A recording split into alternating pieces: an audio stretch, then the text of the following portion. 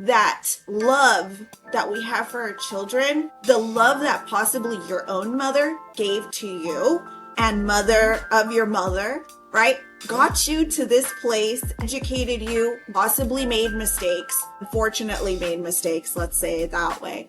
And, but we're here and we either survive and get stronger or we struggle with a lot of trauma that we need to heal.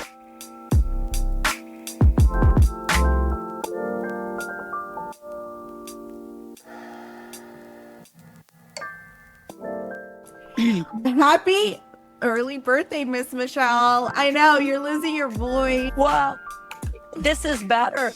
I have not even had a voice since Sunday. We went to Big Bear for Father's Day and we went fishing. John decided that we needed to sleep with the door open, and it was like 40 degrees. Then I wake up and I can't talk. Nothing's coming out. But anyway, we still went fishing. It was a great Father's Day. The kids had a ton of fun. This is the best I've had since Sunday. Taisha. Oh, wow. Oh, yeah. Yeah. I feel like, I know it's not just Father's Day, it's probably every day, but I feel like when you've lost a child, that's not easy. So I was thinking about you guys. Yeah. Oh, thank you. So we normally go to the beach or whatever, but this year we didn't. So Saturday, I took him, his friend Brandon has a new restaurant in our area. It's fun. a pizza spot. I surprised him and took him there. We went to the Riverwalk to be close to some type of water, relaxed. Sunday, I went to church with my dad to spend time with him. I know he wanted that time alone. So I have to pick and choose when I'm on him and when I need to give him space. So still learning when and how. I gave him that space on Sunday and he went to play football. So at his big age, he still go outside and play football. So he went, they played football. I'm glad they did flag this time because they normally play backyard football with no equipment and all of this stuff. Like, y'all guys are upper 30s, 40s, and y'all are still out there. God bless y'all soul. But I knew he needed that, that release. So, yeah, I'm almost certain he had plenty of moments. I asked him, like, how you doing? And he was just like, I'm not really sure. So, thank you. Thank you for thinking of That's his first Father's Day, right? Without his No. son. So this is the first full year. Last year is when he actually passed, which was March. So that June So raw. Tough. That's so new. And I don't think I would ever be able to. But on a good note, Taisha, he has such wonderful support from you as his wife. And it's such a blessing. I think we take all of these things for granted when we're in the thick of it. We really do appreciate every little gesture our close relatives and our close people or circle, right, does for us. So that's amazing that you are so in tune with giving him space. I'm the kind of person that also needs space when I'm in a rough spot and I don't call my friends. I completely need to retreat.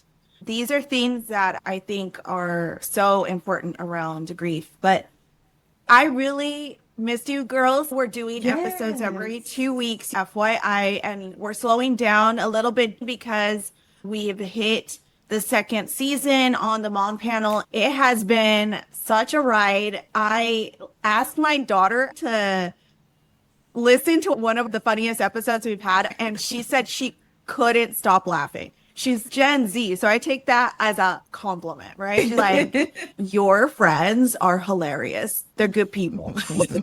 So I was like, yeah, I know. And I think that the mom panel has a special place in my heart because of you ladies being so amazing and awesome and our energy together. I feel you guys have been friends for so long and it's been less than a year. So I honestly just have to bring that up because in all of this, we have just accelerated so much in our work together, and it's become such a journey in such a small amount of time. And I don't know if you guys can feel the energy and the momentum. It doesn't really feel it on paper like it is super going places that are extraordinary, but energetically, I feel like it is. I don't know how to explain that. If you go on our Instagram, we have a total of 12 followers, you guys. 12 followers. I love that because I'm like, this is hilarious. I don't think I've ever had this amount of followers on any platform, which is to me so hysterical because sometimes we calculate the situation by numbers. Going back to the 12 followers, I feel like it's 12 of 1,200. 12 of 12,000 in terms of energetically of what I feel. And then the other feedback is I had a friend of mine who just went on to have a conversation with me on social media, and he's like, I have an eye on you and I see what you're doing and it's going good. I don't know how he would be able to tell that. Only just a confirmation from the universe that it's going places and it's doing the thing.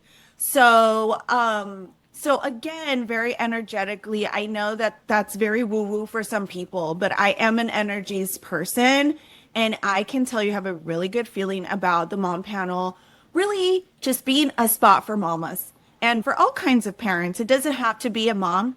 I have a friend who tunes in, and she is not a mom. She will aspire to be, but she's learning from us. And it's so cute because shout out to my friend Leah.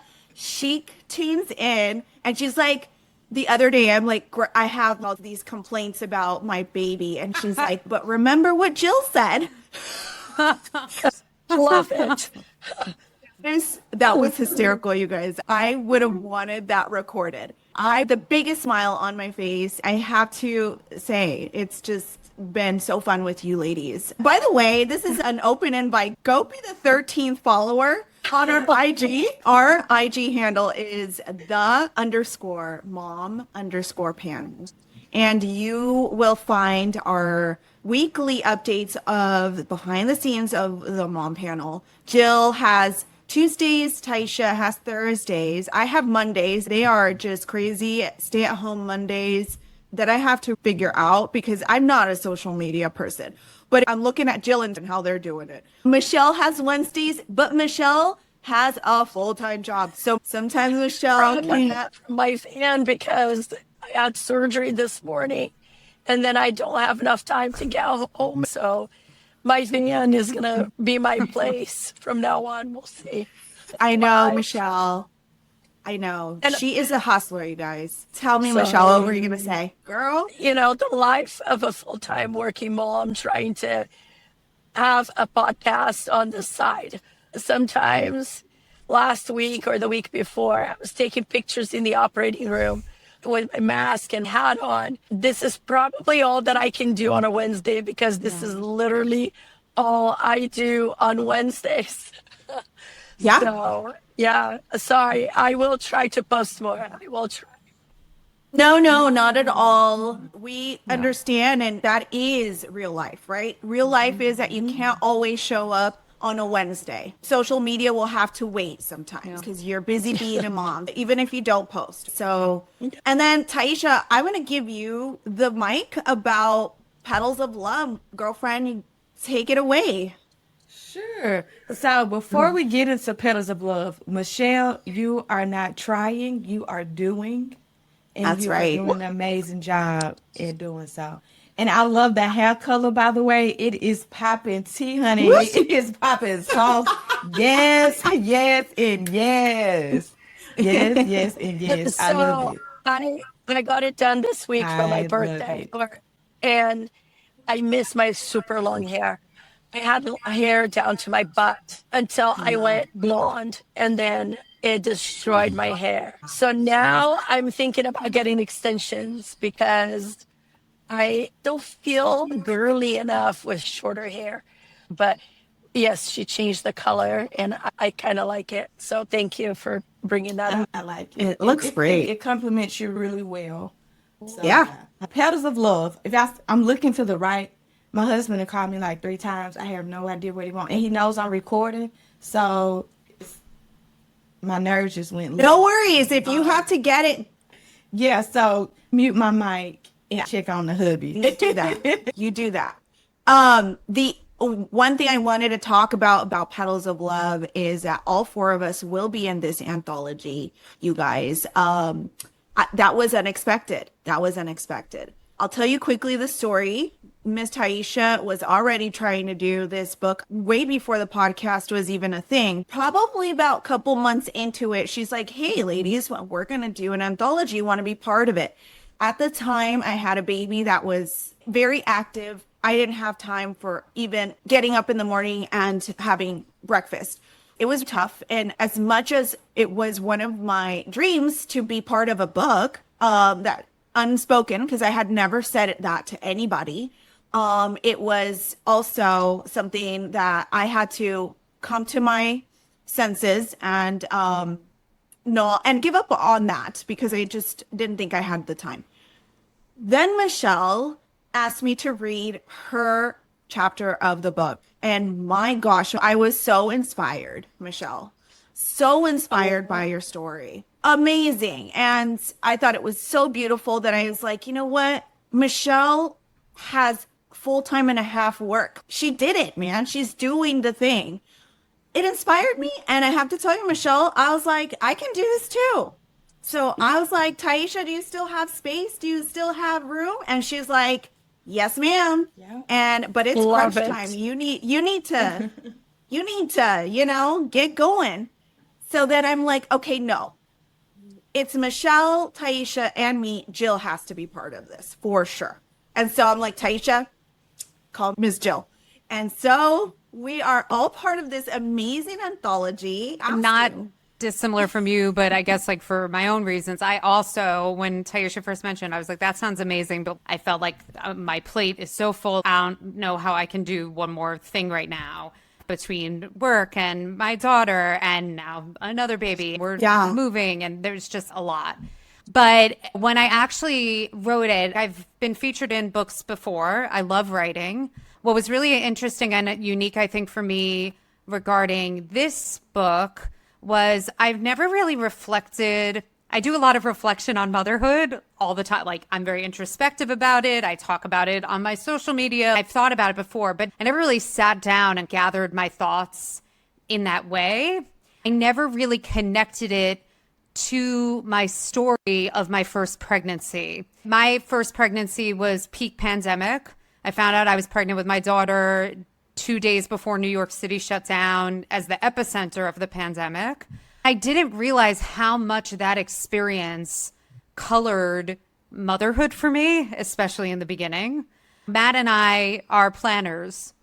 We had been dating a certain amount of time before we got engaged. We were engaged a certain amount of time before we got married. We were married a certain amount of time. And then when the time was right, we started to plan for our family. Like, that is like my type A-ness at its best, right? Like, it was like, it's just like so. And what we did not, I think this is like how my chapter starts. I was like, what I did not plan for was a worldwide pandemic. There was no universe where that was on my radar for what our life was going to be. It made me a lot stronger and more resilient. I went through so much of my pregnancy alone. Not only that we didn't have a village, but my own husband couldn't come to anything. When things went wrong during my pregnancy, I sat in that doctor's office by myself praying. He would sit in the car and be on the phone on speaker, listening to what the doctor said, like when I was spotting at one point, or just different things that come up. So reflecting on it in that way, I realized how much that informed me as a mom and helped me as a very type A person recognize that I had the ultimate situation I couldn't control when I was pregnant, which then helped me in motherhood because, like, you do all the best you can, but that's a human being. It doesn't matter if you input all the right things. They are their own person. Your job is not for it to be perfect. And also for me to recognize there's so much we can't control in the world. What we can control at home is the environment we create. We can control the connection, the love, the kindness, the empathy. But I think it helped me control what I could and let go of what I couldn't. And I never really realized how much that experience has informed what my journey has been in motherhood. So kind of gathering my thoughts in this way and really reflecting on it, I was like, whoa, I never really put those pieces together. I felt like I learned a lot about myself. And now going into this pregnancy, which could not be, I mean, I'm halfway through my pregnancy. It could not be more different than the last one. It's just not. I'm sure some of that is second child, but a lot of it was such an extreme set of circumstances my first time around. This is just so different. So it was cool kind of reflecting on that too, and recognizing the pregnancy is so different and the parenting journey will be so different because they're two different kids. I don't know who this little person is who's moving a lot right now as I talk about her. But, I don't know what that's going to be. Kind of realizing that too. Like, even when you come into this and you've done this before, whether I was a teacher and then I came in with that knowledge with my first child and it's still like, totally knocks you off your feet. Now I've been through it as a mom and I'm coming into it with that, but I'm not going to know what it is to raise this baby, right? Or like raise multiple babies. So yeah, it just was so much reflection. And once I started, it kind of poured out of me. First, I was like, how am I going to find the time? It actually went so fast. I told Taisha when I thought I could get it to her, it ended up being sooner because I did it and it just was like flying. Yeah. Wow. Yeah. Yeah. I love that. And we're going to showcase some videos as well, Taisha. How's all this coming out and about? You're on mute, by the way. Go ahead and unmute yourself. Yes. So for starters, I want to say first off, thank y'all so much for saying yes. I know each of you have so much going on and y'all like super, super busy, but to say yes to be a part of this project was like chef kisses, okay? So there are 26, is it 26? 25 of 26 different women in this book. And they are literally from around the world. We have Canada, along with another young lady. We also have a young lady in the UK. She's in Scotland. So to see the different women come together to share their story, like their motherhood journey. Like everybody may look at motherhood as like this cookie cutter type thing, but no, like everybody's journey is different. Even, there are a few teen moms, but all of our teen mom stories look different. People wanting kids, but couldn't have them, so they had to go through the IVF process. Mothers who didn't want kids at all, it ended up with kids. They wanted their career more than they wanted kids. So seeing the different stories, the mothers that was homeless, the military moms, it was so much. I had to read them firsthand, and I'm just like, oh my goodness. Onions. Definitely beautiful. And it's like, God, I thank you. These ladies trust me with a very intimate part of them to be able to put it together, to share it with the world. So I am done with the editing phase. I met with the editor yesterday. She's done editing all of what needed to be edited. Now the foreword is being done. And after the foreword is being done, I will be uploading so we can go ahead and get our books to sell on July 26th, y'all. That's the date. I haven't released it to the public yet. I will be releasing it today. July 26th is a Saturday. That's when the book will be available for the public to buy, and it comes directly to them.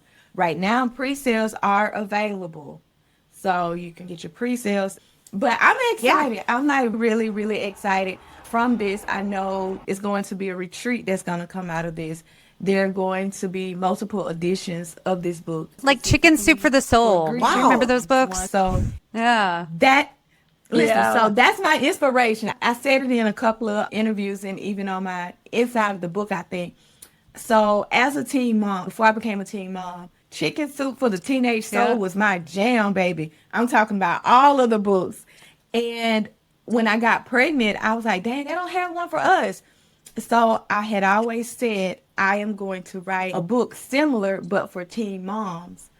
And as I grew as a mom, I knew there was more to motherhood than just being a teen mom. So I'm a empty nester, a teen mom, a grieving mom, single mom, married mom. So it's so many different pieces of motherhood that I've touched at only now 34. So being able to put everybody in one pot because we are moms and then do different projects according, like I'm gonna even have one for complex kids. So it's literally going to be different editions. So they're able to expand more on that specific topic versus just the overall book. So this one right here is history. We made history, y'all. Y'all are part of history. We are the first edition. So I'm really excited. I just want to tell the listeners the type of information Taisha is posting is incredible. You guys have to go to the IG handle. What would that be, Taisha? Petals of Love. But I think you have like a little underscore after it. Let me find it, baby cakes. Okay. I don't know. And then also she's including introductions to every co-author of these books. So if you guys are curious to find the different types of people, who they are, their backgrounds, she's posting all of that on social media. She's also going to post videos that give you a glimpse of each author. She's doing so much work, you guys, to go behind the scenes and make it fun to get to know these women, these amazing women. And I also want to add why this is so important. And I don't know if you guys feel this, but I do feel it in that it's really hard to become a parent. And I think a lot of the younger generation is so scared of being moms. It is for good reason. And for good reason, it's not easy. But these stories, may they be a place of inspiration for you. May they be a place where nothing is impossible. May they be a place of hope where you can start and look at other women going through similar situations, maybe harder situations than you, and still that power of motherhood, that love that we have for our children, the love that possibly your own mother gave to you and mother of your mother, right? Got you to this place, educated you, possibly made mistakes, unfortunately made mistakes, let's say it that way. But we're here and we either survive and get stronger or we struggle with a lot of trauma that we need to heal. And all of that is possible with the many stories that we can reflect on and look at as an example of truth and hope and bravery and courage. It doesn't have to be a bad ending or a terrible ending all the time. So that for me is what makes Petals of Love just so special, because there was a time where as a mom, I would have wanted to hear more stories of struggle because I was a struggling single parent. And I wanted something to tell me, look, you're not alone, something like a book or even a person, real people, right? So someone to go and follow and kind of follow their journey and hear their story.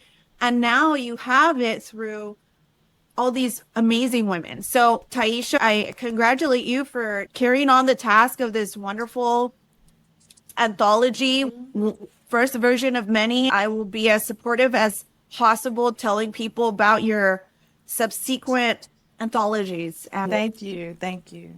And Michelle, I know you don't have much of a voice, of course, but Have you noticed that I'm super quiet today? I'm not talking. Yeah, that's fine. No, Michelle's story is something that I won't go.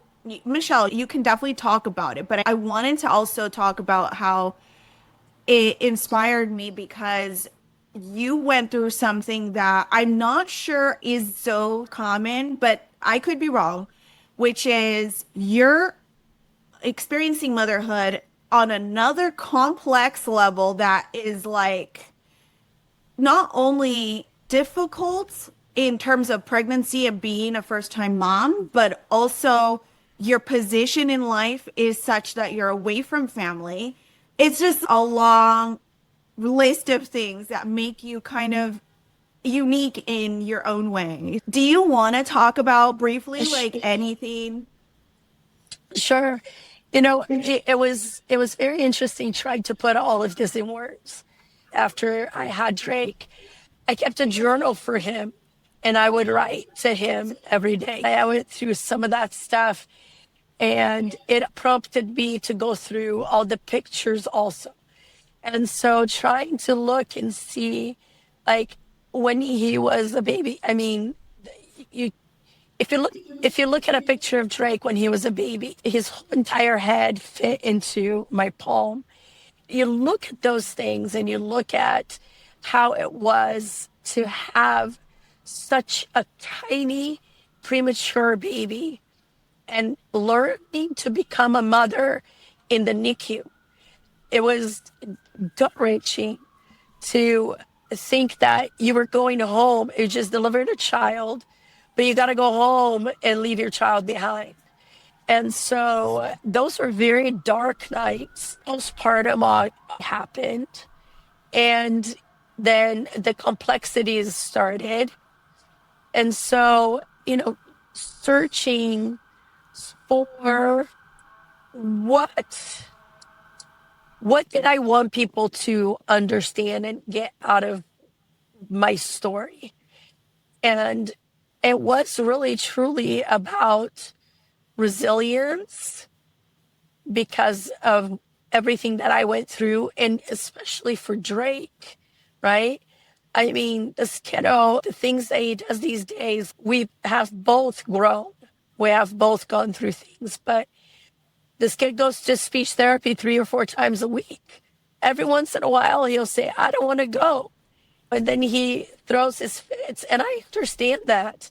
The poor kid is in therapy 3 times a week, but he has done so well. And I hope that I have inspired him by the things that I do for him to do what he does.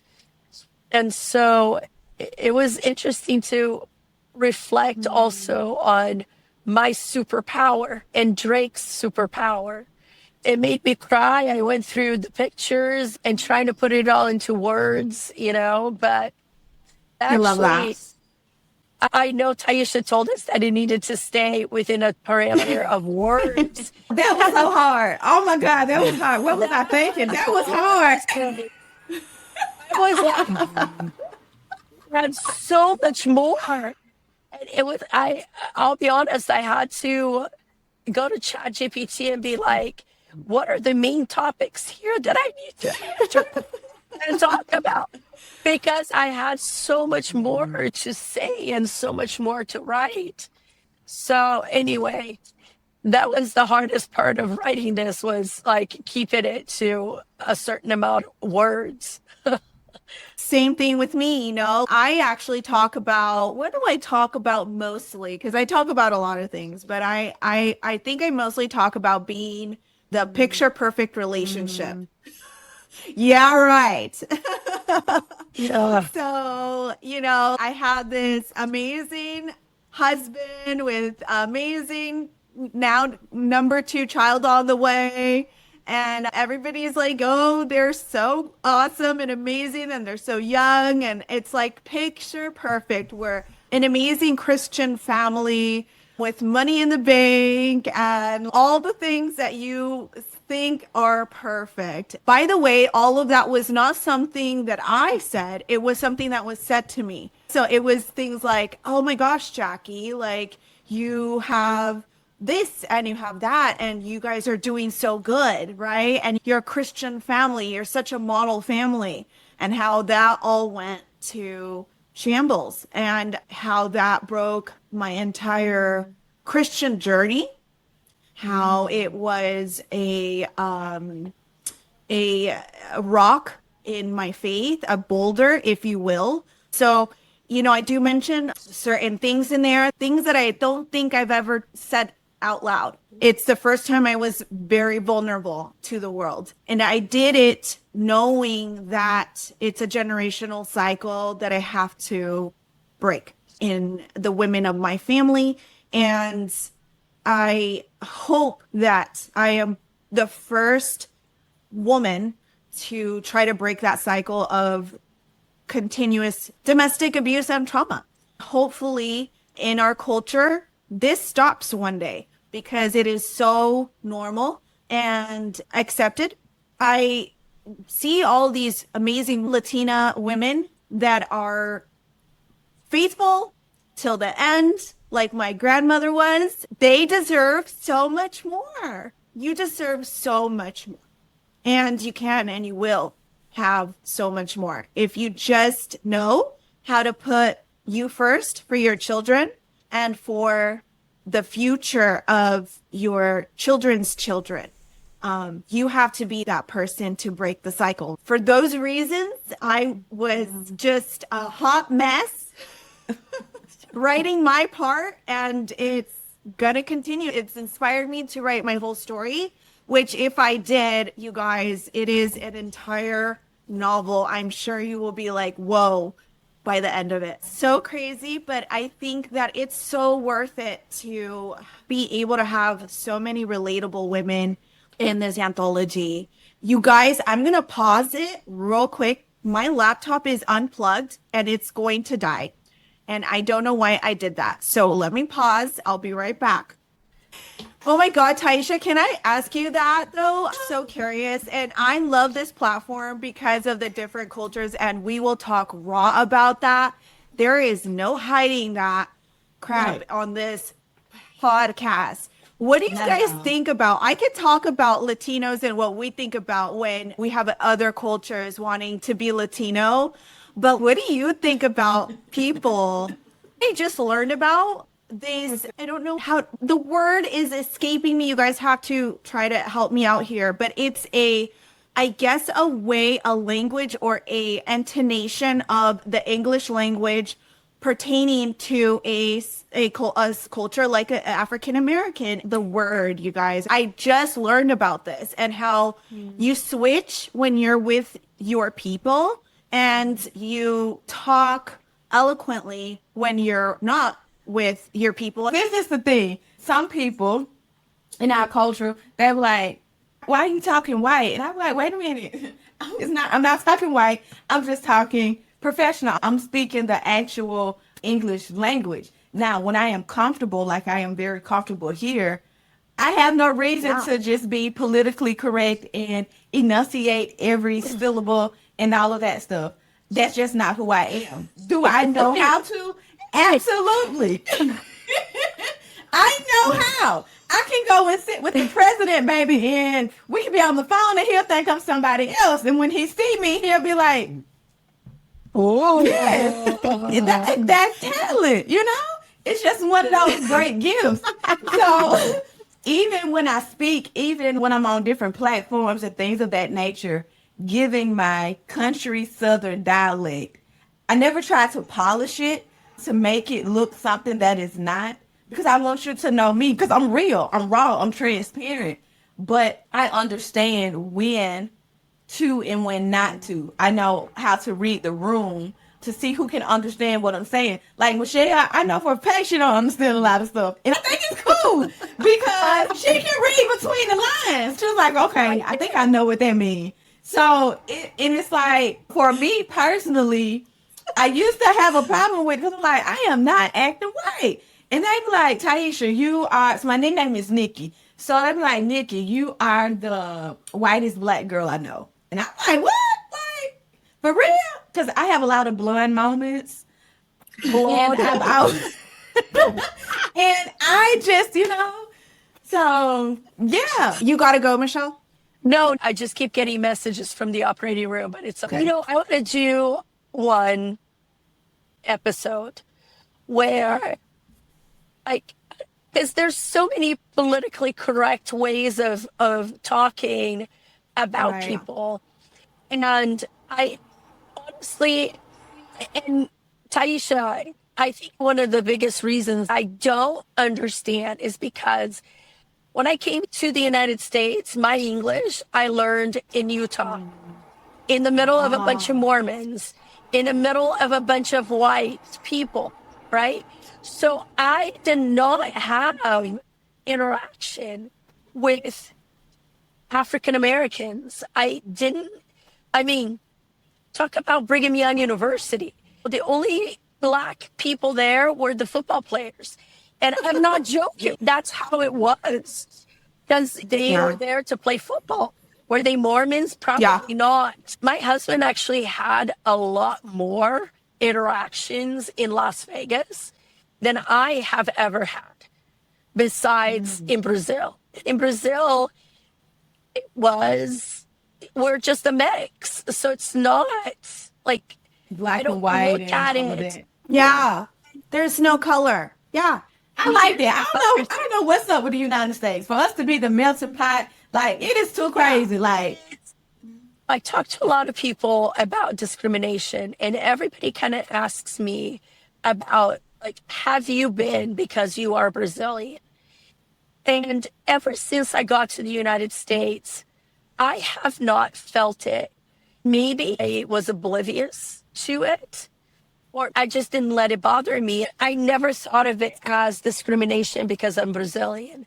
And I would just position myself in a way that, you know what?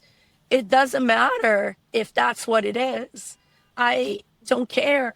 And so, you don't want to be around a Brazilian, don't be around me, you know? I feel like the feeling of discrimination, where we are with racism in the United States, and how different and polarized it has gotten because of what is happening in the world. So sometimes It's a topic. It really is a topic that needs to be discussed. It's blatant now.